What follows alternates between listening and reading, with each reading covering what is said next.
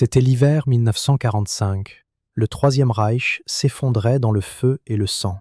Les chars soviétiques roulaient sur la Prusse orientale comme une tempête impossible à arrêter. Berlin brûlait. Hitler se cachait dans son bunker. La puissante armée allemande gisait brisée. Mais cette histoire n'appartient pas aux généraux ni aux soldats. Elle appartient aux enfants abandonnés. Imaginez, vous êtes un petit garçon, peut-être 8 ans. La neige tombe lourdement autour de vous.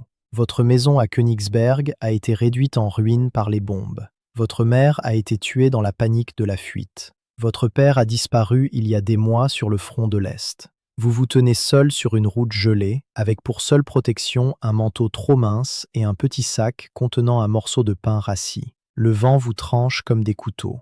Vous ne savez pas où aller. Vous savez seulement une chose. Si vous arrêtez de bouger, vous mourrez. Vous êtes l'un des Wolfskinder, les enfants perdus du Reich.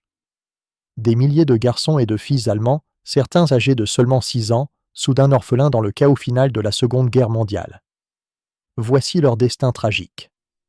Une histoire d'enfants devenus sauvages, qui ont vécu comme des loups dans les forêts, qui ont marché des centaines de kilomètres à travers les ruines et la neige juste pour survivre un jour de plus. Une histoire que le monde a presque oubliée. Bienvenue sur l'écho de la WW2. En janvier 1945, l'armée rouge avait lancé sa massive offensive de Prusse orientale. Plus de 2 millions de civils allemands tentaient de fuir vers l'ouest pour échapper aux forces soviétiques qui avançaient. L'évacuation arriva trop tard et dans une panique totale. Les raids aériens détruisirent des villes entières. Les obus d'artillerie tombaient sans avertissement. Les familles étaient déchirées dans le chaos. Les parents étaient tués. Les mères étaient violées et assassinées. Les pères étaient emmenés comme prisonniers de guerre. Au milieu de ce cauchemar, des milliers d'enfants se retrouvèrent complètement seuls. Les historiens estiment qu'entre 20 000 et 25 000 enfants allemands sont devenus des Wolfskinder en Prusse orientale et dans les régions environnantes. Beaucoup venaient de Königsberg, la belle vieille ville désormais réduite en ruines fumantes. D'autres venaient de petits villages à travers la Prusse orientale, la Poméranie et la Silésie. Ils avaient entre 6 et 14 ans. Les plus jeunes portaient souvent leurs frères et sœurs encore plus jeunes sur leur dos. Vous êtes-vous déjà demandé ce qui se passe quand une société moderne s'effondre en quelques semaines?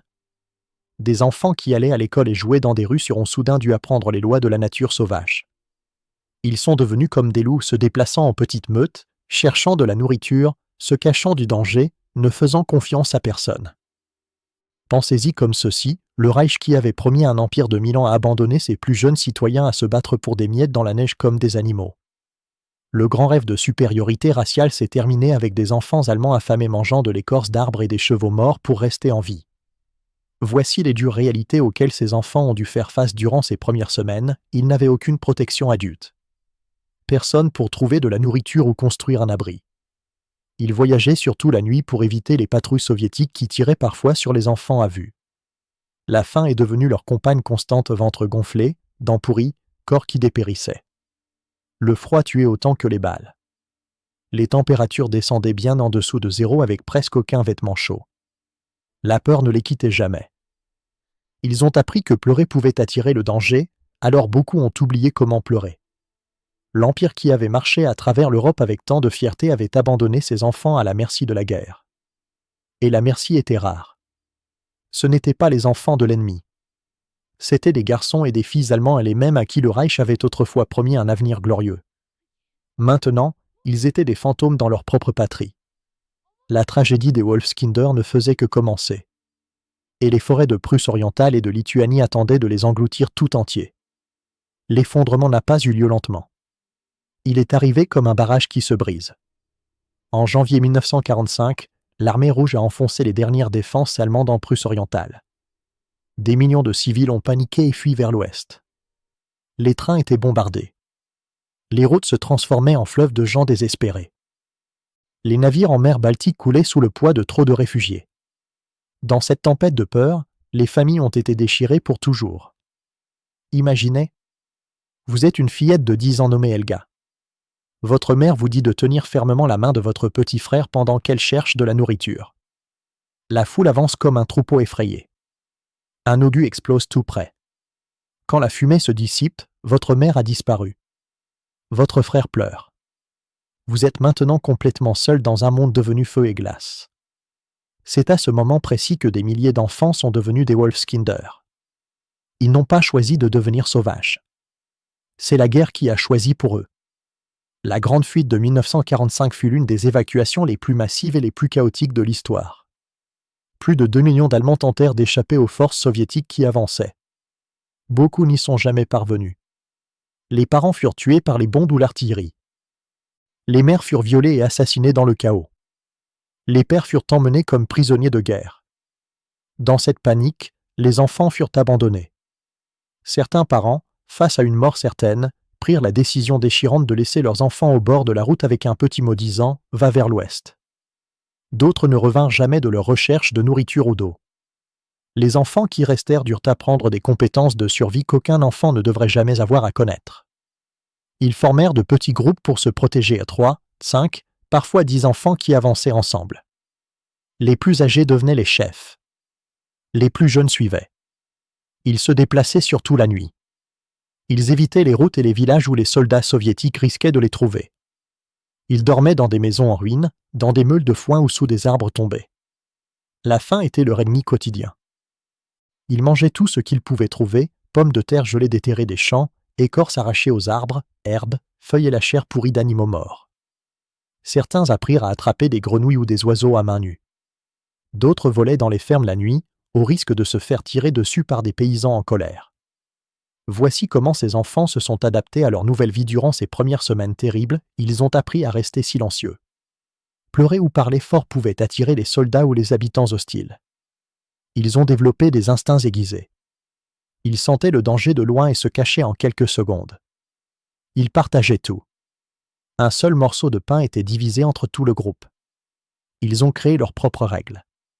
Le plus fort protégeait le plus faible, sinon le groupe s'effondrait. Ils continuaient toujours vers l'ouest. Le rêve d'atteindre les zones britanniques ou américaines les maintenait en vie. Pensez à ces enfants comme à de jeunes loups qui avaient perdu leur meute. Ils ne faisaient plus partie du monde civilisé que le Reich leur avait promis. Ils étaient devenus partie intégrante de la forêt elle-même. Beaucoup moururent durant ces premières semaines. Le froid les emportait pendant leur sommeil. La faim rendait leur corps trop faible pour continuer. Certains furent abattus en train de voler. D'autres se couchaient simplement dans la neige et ne se réveillaient plus. Mais des milliers continuèrent à marcher. Ils traversèrent des rivières gelées. Ils escaladèrent des villes bombardées. Ils passèrent devant des postes de contrôle soviétiques comme des ombres.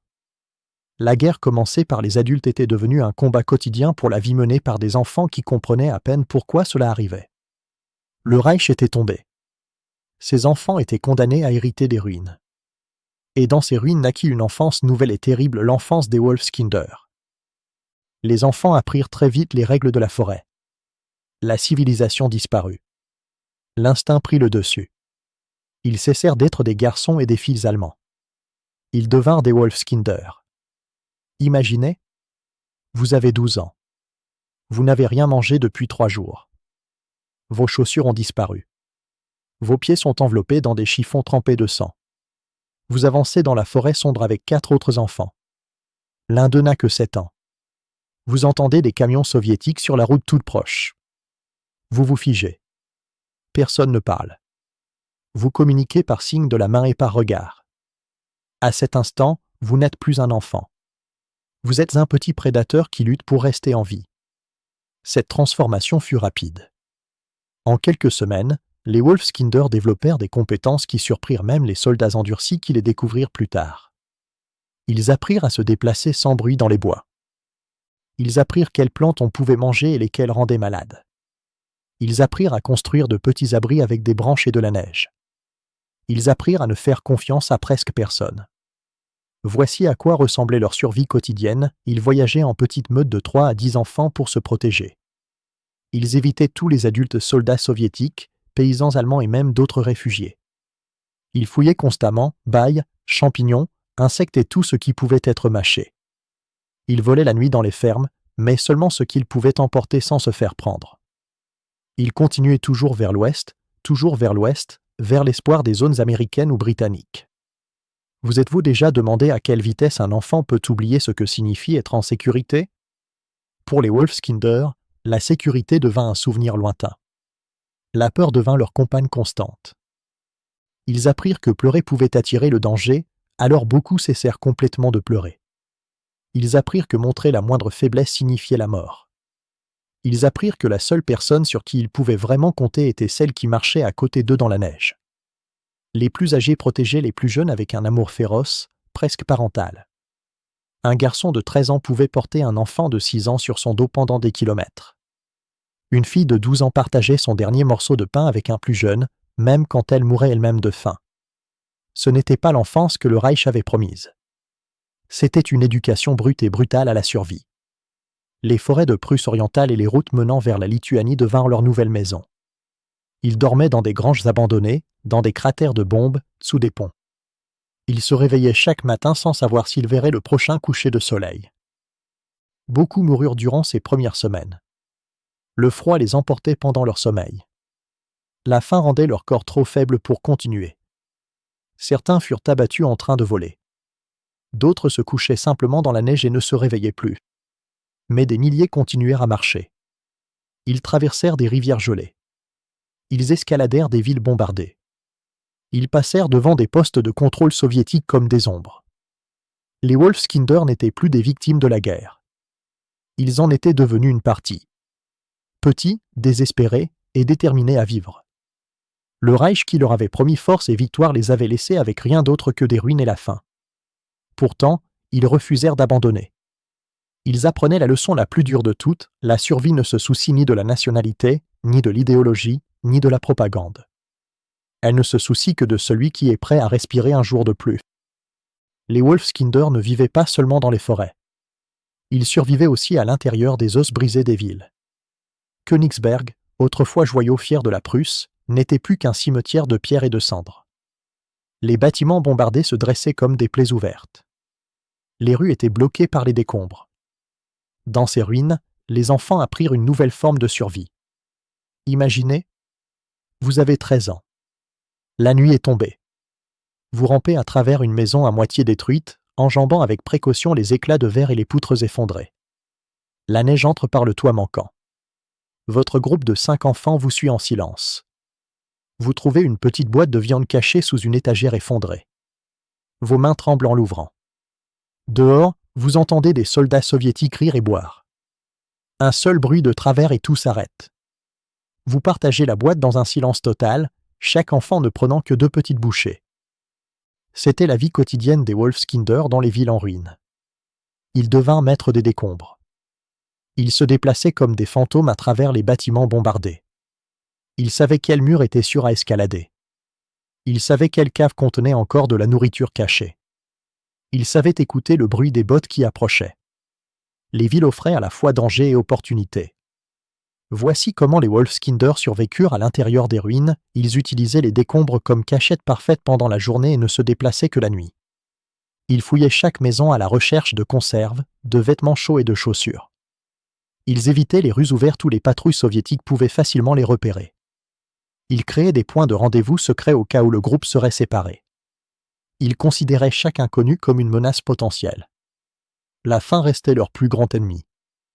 De nombreux enfants développèrent une malnutrition sévère. Leur ventre gonflait, leurs cheveux tombaient, leurs dents se déchaussaient. Pourtant, ils continuaient à chercher. Certains groupes restaient plusieurs semaines dans une même ville en ruine, l'utilisant comme base pour trouver de la nourriture. D'autres continuaient à pousser vers l'ouest, espérant atteindre les zones contrôlées par les alliés occidentaux. Le contraste était déchirant. C'étaient les mêmes enfants qui, 1 an plus tôt, défilaient en uniforme de la jeunesse hitlérienne et chantaient des hymnes à la gloire du Reich. Maintenant, ils se battaient contre les rats pour des miettes de nourriture et se cachaient comme des animaux dans l'ombre de leur propre patrie détruite. Le Reich, qui leur avait promis un avenir de force et de victoire, les avait laissés avec rien d'autre que des ruines et la faim. Et pourtant, ils refusaient d'abandonner. Pensaient aux villes en ruine comme à d'immenses terrains de jeu transformés en cimetières. Les Wolfskinder transformèrent la destruction en leur école. Ils apprirent quels bâtiments avaient encore des caves intactes. Ils apprirent à passer par les fenêtres brisées sans se couper. Ils apprirent à sentir le danger avant même de l'entendre. Ils devinrent experts du silence. Une seule toux pouvait faire accourir les soldats. Un seul pas sur des briques instables pouvait signifier la mort. Les plus âgés apprenaient aux plus jeunes à se déplacer sans bruit. Il leur apprenait à partager même le plus petit morceau de nourriture. Il leur apprenait que pleurer était un luxe qu'ils ne pouvaient plus se permettre. La vie dans les ruines n'était pas seulement une question de trouver de la nourriture, c'était une question de rester invisible. Les soldats soviétiques utilisaient parfois les villes en ruine comme camps temporaires. Les enfants apprirent à les observer de loin.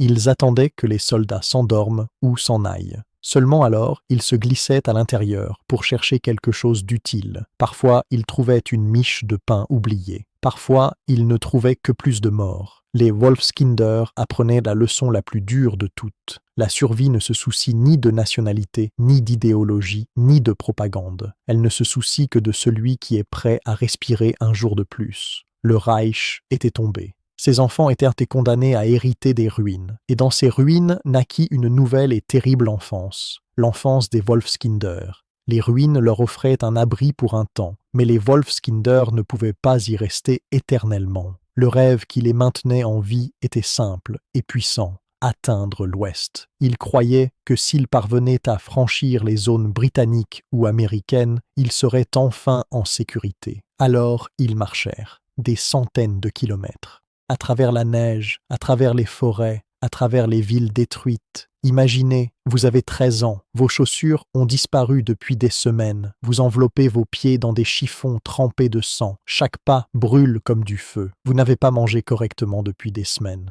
Pourtant, vous continuez à marcher vers l'ouest parce que quelqu'un vous a dit que les Américains donnent à manger aux enfants. Cet espoir est la seule chose qui vous garde en vie. C'était la longue marche vers l'ouest. L'un des voyages les plus déchirants des derniers jours de la guerre. Les Wolfskinder suivaient les voies ferrées, les rivières et les anciennes routes, toujours en direction du soleil couchant. Ils évitaient les grands axes où les patrouilles soviétiques étaient les plus nombreuses. Ils se déplaçaient surtout la nuit et se reposaient le jour dans des endroits cachés. La distance était énorme. Certains enfants parcoururent plus de 500 kilomètres. Ils passèrent de la Prusse orientale, en Lituanie, puis en Pologne, et enfin vers les zones occidentales en Allemagne.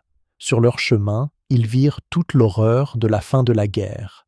Des villages incendiés, des fosses communes, des colonnes d'autres réfugiés. Ils virent des femmes et des jeunes filles allemandes être agressées. Ils virent des soldats exécuter des civils. Ils virent la mort partout.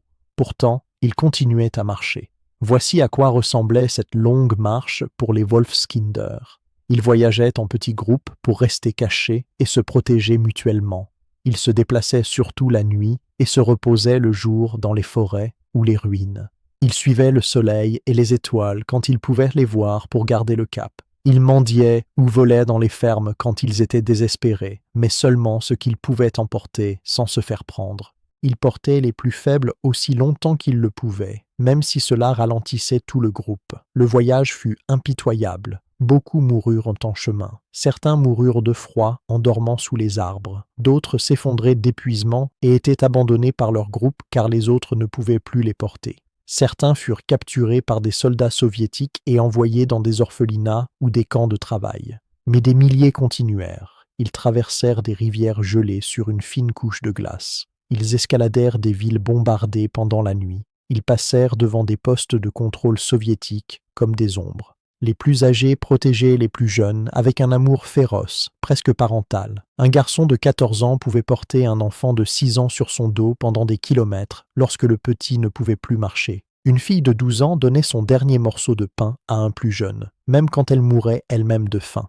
Vous êtes-vous déjà demandé ce qui pousse un enfant à continuer quand chaque partie de son corps veut s'arrêter ? Pour les Wolfskinder, c'était l'espoir. Un espoir simple et obstiné que l'Ouest serait différent, que quelqu'un là-bas finirait enfin par les aider, que le cauchemar prendrait fin s'ils pouvaient juste marcher encore un peu plus loin. Le contraste était déchirant. C'étaient les mêmes enfants qui, un an plus tôt, défilaient en uniforme de la jeunesse hitlérienne et chantèrent des hymnes à la gloire du Reich. Maintenant, ils se battaient contre les rats pour des miettes et se cachaient comme des animaux dans l'ombre de leur propre patrie détruite. Le Reich, qui leur avait promis un avenir de force et de victoire, les avait laissés avec rien d'autre que des ruines, la faim et une longue route douloureuse vers l'ouest. Et pourtant, ils refusaient d'abandonner. La longue marche vers l'ouest n'était pas seulement un voyage à travers la terre, c'était un voyage à travers la fin de l'enfance. Chaque kilomètre arrachait un autre morceau de leur innocence. Chaque nuit dans le froid leur enseignait une nouvelle leçon sur la survie.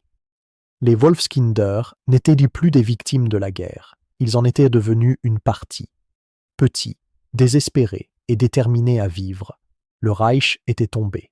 Ces enfants étaient condamnés à hériter des ruines. Et dans ces ruines, ils apprirent que le seul avenir sur lequel ils pouvaient compter était celui vers lequel ils marchaient eux-mêmes. Chapitre 6. Face à la mort. La longue marche vers l'ouest confronta les Wolfskinder à la mort chaque jour. Elle ne venait pas toujours vite. Parfois, elle arrivait lentement, comme une ombre qui ne les quittait jamais. Imaginez, vous avez 11 ans. Vous marchez aux côtés de votre petit groupe à travers une forêt enneigée pendant la nuit. Le vent hurle. Vos pieds sont engourdis. Soudain, l'un des plus jeunes garçons, âgé de seulement 7 ans, s'arrête. Il s'assoit dans la neige et dit qu'il est fatigué. Vous essayez de le relever. Il est trop faible. Ses lèvres sont bleues. Ses yeux sont vides. Vous restez auprès de lui pendant des heures, lui murmurant qu'il doit continuer. Mais il ne bouge plus jamais.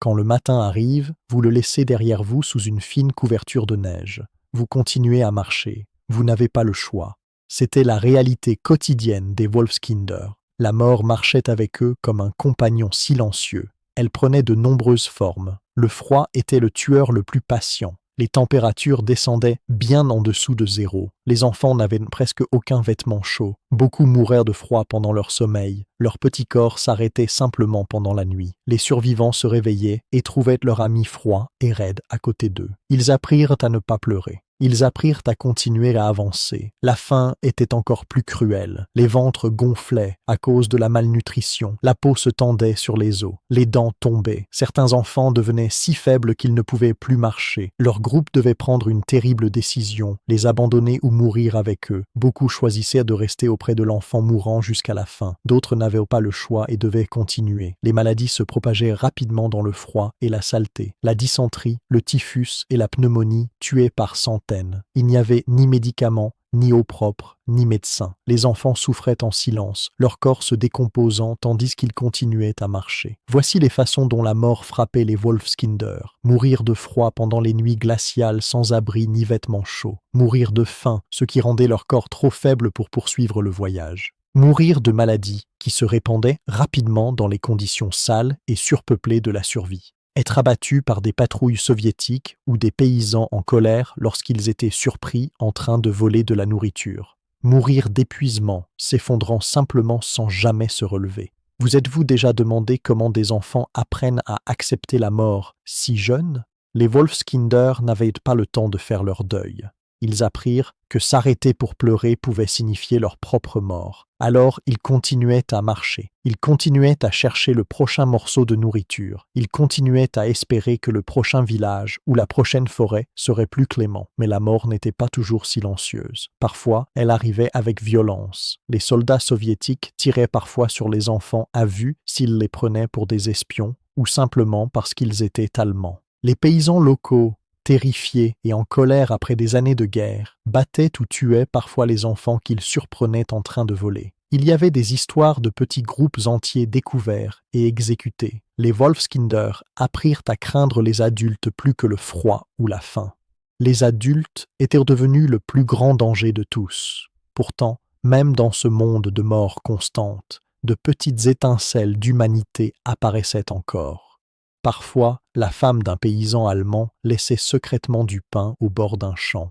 Parfois, une vieille femme cachait un enfant dans sa grange pour une nuit. Ces rares actes de gentillesse étaient gravés à jamais dans la mémoire des survivants. Ils prouvaient que même dans les temps les plus sombres, certains cœurs continuaient à se soucier des autres. Les rencontres avec la mort façonnèrent les Wolfskinder plus que tout le reste. Ils cessèrent d'être des enfants innocents. Ils devinrent des survivants qui comprenaient que la vie pouvait s'arrêter à tout moment. Ils portèrent cette connaissance avec eux pour le reste de leur vie. La longue marche vers l'ouest n'était pas seulement un voyage à travers la terre, c'était un voyage à travers l'enfer lui-même, et chaque pas leur enseignait la même leçon brutale. Au final, la seule chose qui compte est de savoir qui respire encore quand le soleil se lève. Le Reich avait promis la gloire. Au lieu de cela, il offrit à ses enfants un cours magistral sur la mort, et les Wolfskinder réussirent ce cours avec des notes terribles.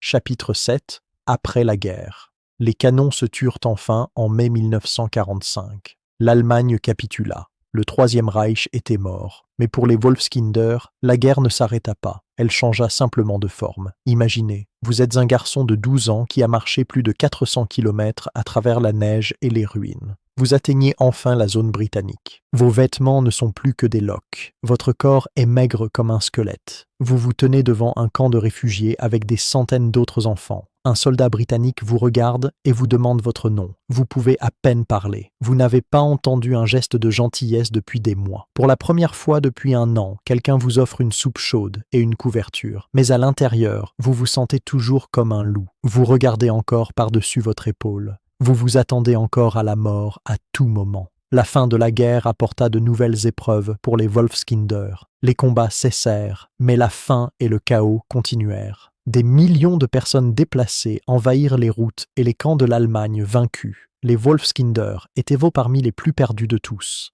Beaucoup n'avaient pas de papier, pas de famille connue, pas de maison où retourner. Ils furent enregistrés dans les camps de réfugiés comme mineurs non accompagnés. Mais le système était débordé, la nourriture restait rare, les logements étaient temporaires et surpeuplés. Les maladies continuaient à se propager dans les camps. Beaucoup de Wolfskinder, après avoir survécu à la longue marche, moururent dans les premiers mois de paix, d'épuisement et de maladie. D'autres disparurent simplement à nouveau. Ils s'étaient tellement habitués à vivre comme des sauvages qu'ils ne pouvaient plus s'adapter à la vie dans les camps. Ils s'enfuyaient et retournaient dans les forêts et les ruines. Voici à quoi ressemblait la vie des Wolfskinder après la fin officielle de la guerre. Beaucoup furent placés dans des camps de réfugiés surpeuplés avec peu de nourriture et des soins médicaux insuffisants. Certains furent envoyés dans des orphelinats gérés par les forces alliées ou des organisations humanitaires. D'autres furent adoptés par des familles allemandes qui avaient perdu leurs propres enfants. Un grand nombre restèrent sauvages, refusant de faire confiance à tout système adulte. Des milliers ne furent jamais officiellement enregistrés et disparurent tout simplement des registres. Les Alliés essayèrent d'aider.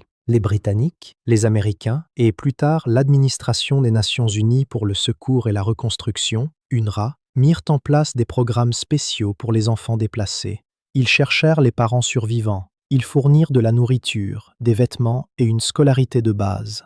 Mais pour les Wolfskinder, la confiance était presque impossible. Ils avaient appris que les adultes pouvaient disparaître ou devenir dangereux à tout moment. Beaucoup refusaient de parler de ce qu'ils avaient vu. D'autres ne pouvaient plus s'arrêter de parler, racontant leur histoire par phrases brisées à quiconque voulait bien écouter. Certains Wolfskinder furent réunis avec des membres de leur famille des années plus tard. Une mère envoyée en camp de travail pouvait retrouver son enfant dans un orphelinat. Un père revenant de captivité soviétique pouvait chercher pendant des années jusqu'à retrouver son fils ou sa fille. Mais la plupart ne retrouvèrent jamais leur famille. La guerre les avait dispersés trop loin. Beaucoup de Wolfskinder finirent par émigrer. Certains partirent aux États-Unis, au Canada ou en Australie. D'autres restèrent dans la Nouvelle-Allemagne divisée. Ils grandirent en portant des cicatrices invisibles. Ils avaient du mal à faire confiance aux gens. Ils faisaient des cauchemars de neige et de faim. Ils se sentaient différents des autres enfants, qui n'avaient pas vécu comme des loups. La tragédie ne s'arrêta pas avec la capitulation de 1945. Elle continua pendant des décennies dans le silence. Les Wolfskinder devinrent des adultes qui parlaient rarement de leur enfance. Quand ils le faisaient, leurs histoires étaient si douloureuses que beaucoup de gens ne pouvaient tout simplement pas y croire. Pendant longtemps, le monde ne voulut pas entendre parler des enfants allemands qui avaient souffert. L'attention était portée sur les victimes des crimes nazis. La souffrance des civils allemands, surtout des enfants, fut mise de côté. Mais les Wolfskinder portèrent leur vérité quand même. Ils grandirent, ils construisirent des vies, ils eurent leur propre famille. Et lentement, dans les années 1980 et 1990, certains commencèrent à raconter publiquement leur histoire. Des livres furent écrits. Des documentaires furent réalisés. Les enfants oubliés du Reich commencèrent enfin à être entendus. Leur histoire est un avertissement. Elle montre ce qui arrive quand la guerre atteint son stade final, le plus brutal. Quand les adultes qui ont commencé la guerre sont partis ou cachés, ce sont les enfants qui paient le prix. Le Reich avait promis la gloire et la force. Au lieu de cela, il laissa sa plus jeune génération vivre comme des animaux dans la neige. Et même après la fin de la guerre, la souffrance ne s'arrêta pas. Elle changea simplement de forme et attendit tranquillement dans le cœur de ceux qui avaient survécu. La guerre s'acheva en 1945, mais l'histoire des Wolfskinder ne s'acheva jamais vraiment. Elle changea simplement de forme. Les canons se turent, le Reich disparut. Pourtant, les enfants qui survécurent portèrent la guerre en eux pour le reste de leur vie. Imaginez. Vous êtes aujourd'hui un vieil homme ou une vieille femme, âgé de 70 ou 80 ans. Vous êtes assis dans un appartement calme en Allemagne, au Canada ou aux États-Unis. Vos mains tremblent légèrement, tandis que vous tenez une vieille photographie de vous, enfant, maigre, sale, les yeux remplis de peur. Vous avez des petits-enfants qui rient et jouent en sécurité dans la pièce d'à côté. Ils ne sauront jamais ce que signifie manger de l'écorce d'arbre pour survivre. Ils ne sauront jamais ce que signifie regarder son meilleur ami mourir de froid dans la neige. Mais vous vous souvenez, chaque jour, vous vous souvenez. C'est le véritable héritage des Wolfskinder. Ils grandirent, ils construisirent de nouvelles vies, mais la forêt ne les quitta jamais. Après 1945, les survivants durent affronter un nouveau type de lutte. Beaucoup furent placés dans des camps de réfugiés surpeuplés. La nourriture restait rare. Les maladies continuaient à tuer. Certains furent envoyés dans des orphelinats gérés par les Alliés ou des organisations humanitaires. D'autres furent adoptés par des familles allemandes qui avaient perdu leurs propres enfants. Un grand nombre, cependant, refusèrent de faire confiance à tout système. Ils s'enfuyaient des camps et retournèrent dans les forêts et les ruines, vivant à l'état sauvage pendant des mois, voire des années, après la fin officielle de la guerre. Voici ce qui arriva aux Wolfskinder dans les décennies qui suivirent. Beaucoup souffrirent de problèmes de santé à vie à cause des années de malnutrition et de froid. La plupart luttèrent contre un traumatisme profond, cauchemars, peur des foules, difficulté à faire confiance aux adultes. Certains ne parlèrent jamais de leur enfance, portant le silence comme une lourde pierre. D'autres attendirent d'être âgés avant de raconter enfin leur histoire. Des milliers émigrèrent vers de nouveaux pays, espérant laisser les souvenirs derrière eux. Pendant longtemps, le monde ne voulut pas entendre ces histoires. Après la révélation des horreurs des camps de concentration nazis, l'attention se porta sur les victimes du Reich. Les enfants allemands qui avaient souffert furent souvent oubliés ou volontairement ignorés. Les Wolfskinder devinrent un chapitre silencieux de l'histoire. Mais ils refusèrent de rester silencieux pour toujours. Dans les années 1980 et 1990, certains survivants commencèrent à parler publiquement. Des livres furent écrits, des interviews furent enregistrées, des documentaires furent réalisés. Leurs voix atteignirent enfin le monde. Ils racontèrent qu'ils mangeaient de l'herbe et des chevaux morts. Ils racontèrent qu'ils avaient marché des centaines de kilomètres dans la neige. Ils racontèrent que leurs amis étaient morts dans leurs bras. Et ils racontèrent la volonté simple et obstinée de vivre qui les avait poussés vers l'ouest. Aujourd'hui, les derniers Wolfskinder ont entre 80 et 90 ans. Leur nombre diminue chaque année, mais leur histoire reste un puissant avertissement pour nous tous. La guerre ne tue pas seulement les soldats, elle ne détruit pas seulement les villes. Elle atteint les plus jeunes et les plus innocents, transformant des enfants en loups juste pour survivre. Le Reich avait promis un empire de 1000 ans de force et de gloire. Au lieu de cela, il laissa ses propres enfants mourir comme des animaux dans la neige et les ruines. C'est le vrai visage de la guerre totale. La grande leçon humaine est claire. Quand les adultes commencent les guerres, ce sont toujours les enfants qui paient le prix le plus élevé. Ils perdent leur maison, ils perdent leurs parents, ils perdent leur enfance. Parfois, ils perdent tout.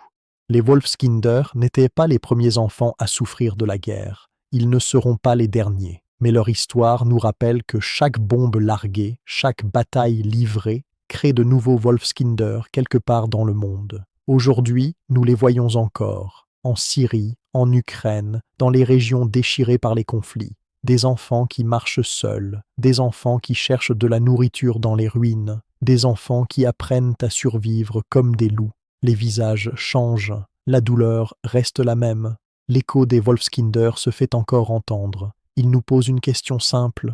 Quand nous choisissons la guerre, sommes-nous prêts à regarder dans les yeux des enfants que nous abandonnons? Le Reich est tombé en 1945, mais les enfants qui ont survécu à sa chute ne lui ont jamais vraiment échappé. Ils portèrent la forêt avec eux, ils portèrent la faim, ils portèrent le silence. Et aujourd'hui, à travers leurs histoires, ils portent un avertissement à chaque génération qui suit. La guerre n'est pas glorieuse, la guerre n'est pas héroïque. La guerre est le moment où le monde abandonne ses enfants et les force à devenir des loups. C'était le destin tragique des Wolfskinder, les enfants perdus du Reich. Puissions-nous ne jamais oublier leur histoire, et puissions-nous ne jamais en créer de nouveaux.